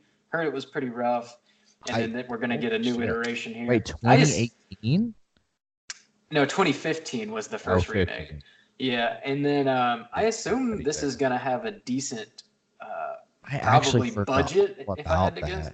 I forgot all about. I remember it now. Now that you say it, but I like holy shit! I completely forgot about it.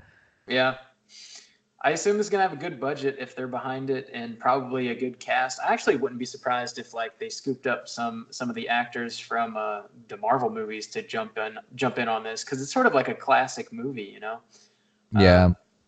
Yeah, who knows? We'll see. I think it should probably just be left alone. The original's good enough, and we got one shitty remake. Just leave it alone. But I would like, and I'm because that OG is like it's so great, and it's got the era behind it, and it's got the charm behind it. The only thing that I'll say like, oh, like that's intriguing or interesting is the Russo brothers. Like they've built up enough trust for me. Like I'm not just gonna like say like they got a blank check or anything, but they I like what they've done have impressed me. And at the same time, the fact that they were kind of given a blank check and this is what they chose is intriguing. So especially because they're like at the top of the mountain. They're like they've got fucking Infinity War and fucking Endgame, and like I mean that's those are the movies making the most fucking money right now. I mean that shit's like they're shitting gold essentially.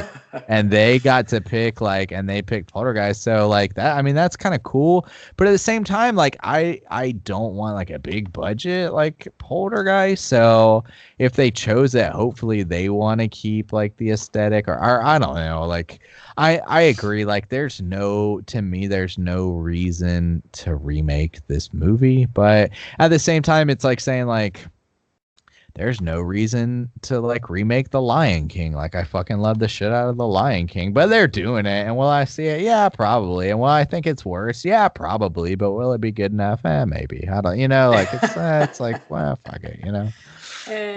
What are we doing here? Yeah. So we got that coming down the pike. Whatever. What else we got? So. Next up, we already talked about this on the show at some point, but Lee Whannell is going to be directing The Invisible Man for Blumhouse. And, should this work, I'm sure they'll probably revamp some of the other classic horror monster movies, some of those Universal monster movies. And Elizabeth Moss has recently signed on to be in The Invisible Man. I saw that. And so this might actually be more a story of like the Invisible Woman, perhaps. Maybe she's going to be the lead character in some way. Time will tell. But she was pretty great, man, in Us. And I guess she's in Elizabeth Moss. Dude, she's been in a lot of stuff that I really like. She was in Mad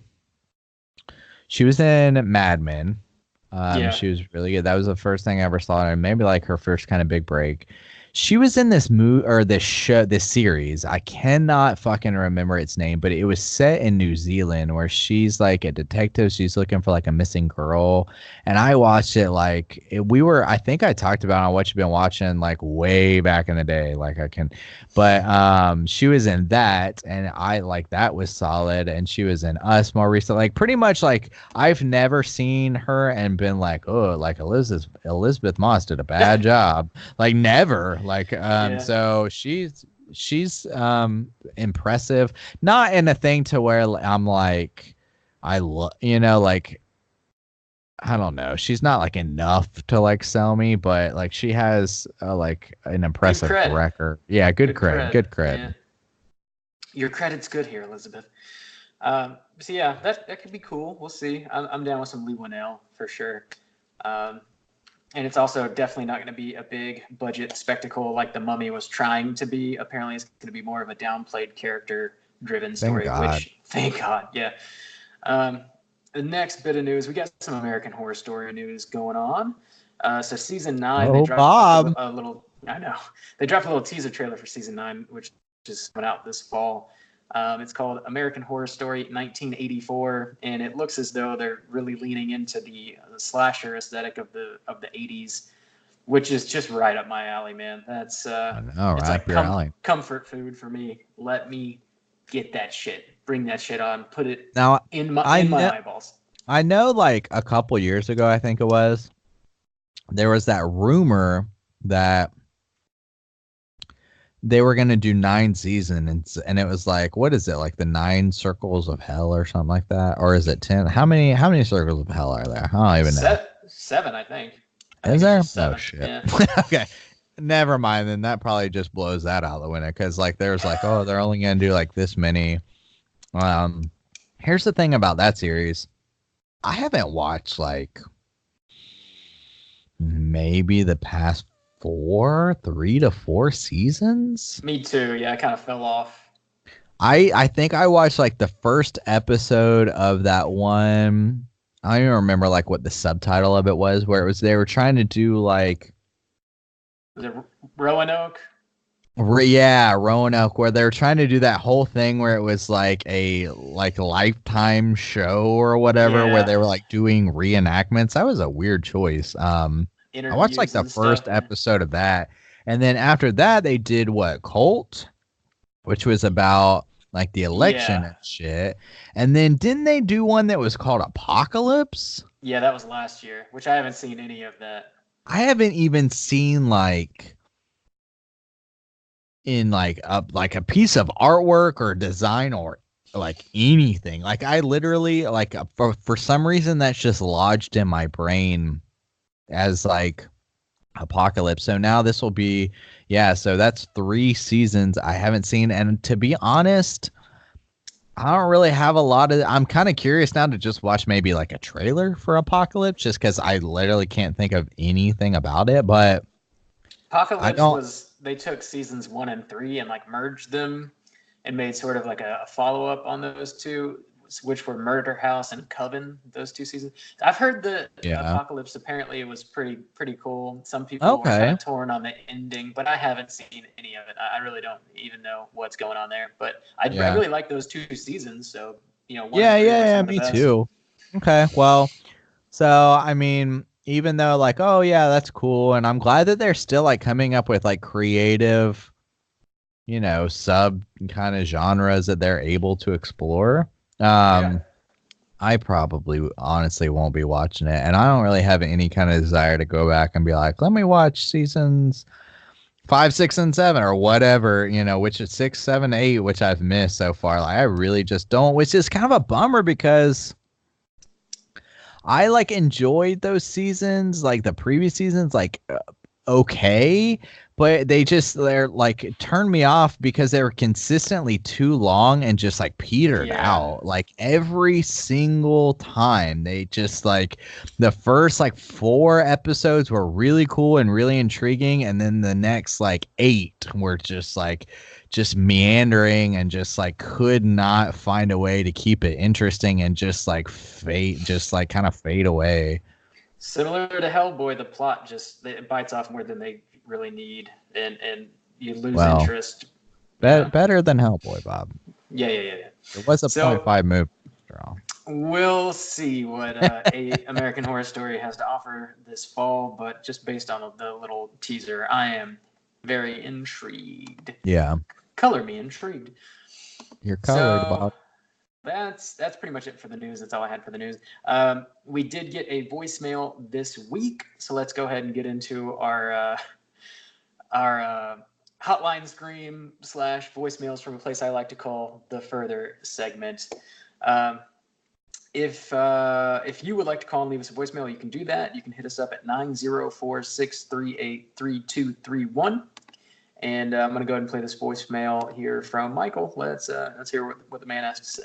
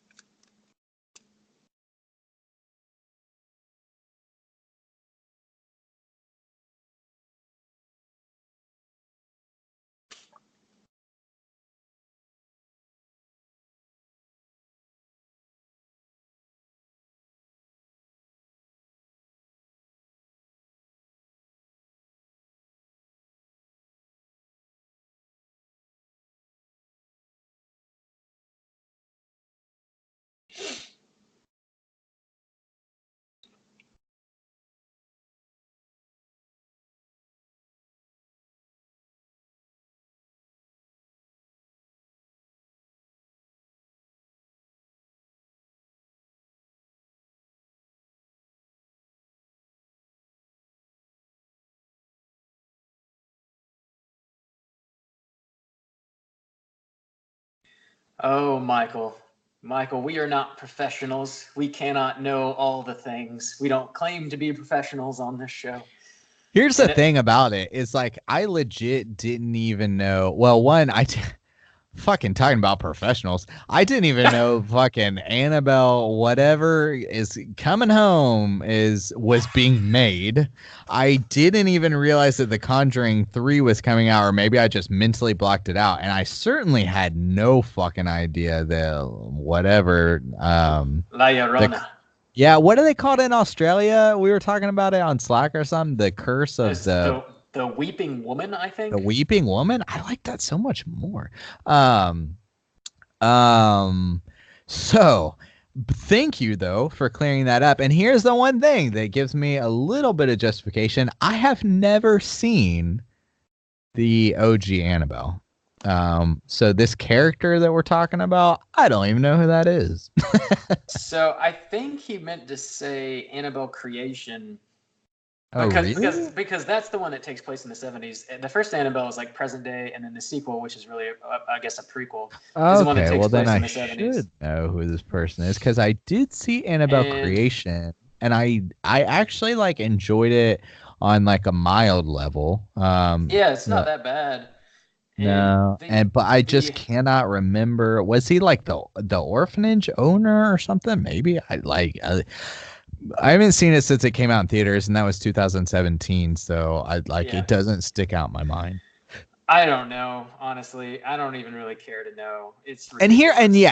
And here's the thing about that. And I kind of brought it up in my rant last week. It's like, okay, so there is a thread, but it's about a character that I legit can't even remember. And that's the whole thing about a universe. It's like it's connected in some way that matters or that you should care about. It's like, who's this nameless guy that it's the same thing with the nun. It's like, oh, Frenchie or whatever is connected. It's like, who gives two shits about Frenchie or like, like unnecessary. Yeah. Like, what makes these characters so intriguing that 2 years later I have completely apparently forgotten him to all extent. There's nothing that makes him interesting to me apparently because I don't even know who you're talking about. And I kind of enjoyed the movie. I'm talking about a movie that like I wouldn't shit on, and I have no fucking clue who it is. The only people I remember in that fucking movie are the little girl, the fucking Annabelle doll, and like the scarecrow thing. Like I don't remember any like character. And that's the thing about ghost movies and like making them a universe and shit like that. It's like it's about the ghost. And apart from like the Warrens, like I don't even necessarily care about the Warrens. Like even like when they show up in the second one, it's like okay, but really I'm intrigued more by the fact that like in The Conjuring 2, like this new family is being haunted, and how is this new family reacting to this haunting? Like the Warrens is like fine because they like have to be there and they have to deal with it, but like the Warrens are the strongest characters in this Wandaverse that you like care about, and like I don't even like really care. So this other guy who showed up in one of the movies that we're not even sure about, like following him around, it's like they're grasping at straws to connect this shit when it really doesn't need to be connected, just to call it a universe. So they can just call it one because Marvel is doing that well and it's successful, and I guess some people might think that's cool. It's just totally unnecessary and uninteresting, really, to me anyways. And honestly, we brought it up, this and another piece of like thing talking about, I hate how they're advertising this shit. You posted, or you or somebody posted on Twitch where they're talking about, oh, one of the great things about Annabelle is coming on the house is fucking like, oh, one of James Wan's new creatures is the bride or whatever. There's the bride, which this woman kind of looks like a bride, like she's like a draped woman. This is such a desperate attempt to the fact that we brought it up, that they cannot include the fucking Insidious thing in there. Like it's so like transparent. We were even saying like, well, like I'm surprised they're not trying to like force, and they are, like they fucking are. And I can't even tell you what's gonna be distinctive between this fucking the weeping woman and the fucking bride woman. Like, oh my god, dude, I don't know. And the Nun and the Crooked Man and the Conjuring movies and the Annabelle movies. It's just too much, and only half of it is really even watchable. And it is, and we've brought it up before. The Crooked Man is so ridiculous because when I saw the movie, I honestly like didn't even think the Crooked Man was like its own thing. You know, it was like the ghost using that toy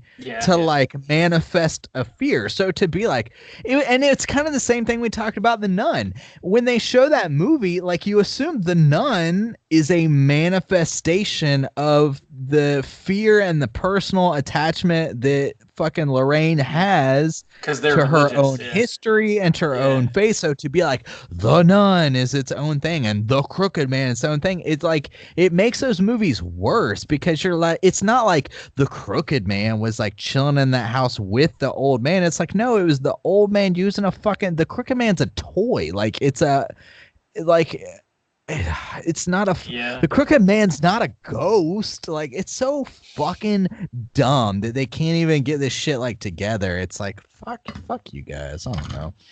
I'm over it, man. It's but thank you for that enlightenment, great. Michael from Horror Apocalypse. Yeah, man. Thanks for calling, Michael. It's always good to hear from you, bud. For Randy's got to get those depends. Shit right in his drawers. Right. There's shit right in the theater. There's another article I found regarding Annabelle where the new Shazam movie has like an Annabelle chilling in the back in one of the scenes. I haven't seen the movie, but for some reason there's an Annabelle doll. I saw it. I didn't like it. It didn't stick out in my mind. There's there's also like a Batman the animated like series like doll figure that's like pretty like, I mean, I don't know, that movie, you know how I feel about that movie anyways, but I don't know, man. I'm just a crotchety old man apparently, because I just like none of this shit. It's like it's fucking dumb. Fucking dumb, man. Honestly, it's like trying to make people care about shit that doesn't matter. It's just like it is what it is, but there's other good shit. And you know what, we're gonna be back next week with a brand new episode talking about some of that other good shit. Hopefully. I'm actually pretty stoked to talk about this movie. I've been wanting to talk about it for a while, but we're gonna be covering Lords of Chaos next week, which is on VOD at this time. It's getting a physical release, I think, next month. But if you want to check it out, you can rent it off iTunes or Amazon or, you know, anywhere you rent movies, basically, digitally. So Lords of Chaos is going to be next week. Until then, please rate, review, and subscribe to us on iTunes. It's a really easy way to support the show that only costs you a couple minutes of your time. You leave us a rating and a review on there, and it helps people find the show that don't know we exist. And we certainly do appreciate that. You can hit us up on Twitter at STR8_chilling. We're on Instagram at Straight Chilling Podcast. You can send us an email through our website, straightchillingpodcast.com. Join us this Friday with another Joe Bob live watch party, 9 o'clock Eastern Standard Time. Justin, you're twitching tomorrow, right? Monday? Twitching, you're tomorrow. The time's off for me, but Monday nights, 9 p.m. Eastern time. We're still working through Inside for the month. Also, if you subscribe on twitch.tv/Straight Chilling Podcast, I think you can like let it alert you like when I'm playing. So I'm just kind of sporadically also playing through Borderlands. I don't have like a set time like I do for Inside. So if you have subscribed to us, or if you want to subscribe to us, you can kind of catch me on that. I don't know if I specifically mentioned too, but I am doing these posters giveaway. Remember, find the behind the scenes videos, comment on them, like the video, and I'll pick one. Did I say I'm giving it till the next episode, which is Thursday? Thursday. We will cast on Thursday. So like right before the episode, I'll try to collect up all the comments with all the names, and I'll do one for each video. So like I said, if you want the Pet Cemetery poster comment on the Cemetery episode on YouTube. Same thing with Hellboy. Same thing with us. And I will try to announce those on the episode this Thursday. So you have a little bit of a time limit, and I will try to get this video up tonight so you have that opportunity as long as possible. Sweet deal. Yeah. Again, if you want to leave us a voicemail, you can do that at 904-638-3231. If you want to join us on Slack, just let me know through any one of those social media platforms I already mentioned, and I'll send you a link so you can join us on Slack. We're talking about the movie of the week, as well as, Joe Bob. We talk about music. We talk about news. We talk about anything spooky or non-spooky related sometimes. So it's throughout the week, man. You get straight chilling 24/7 all up in your shit. So yeah, I think that's about everything. That's all. It's everything that I've got to holler at. We got a lot of shit going on, man. But until next week, as always, all you mother truckers, please keep chilling.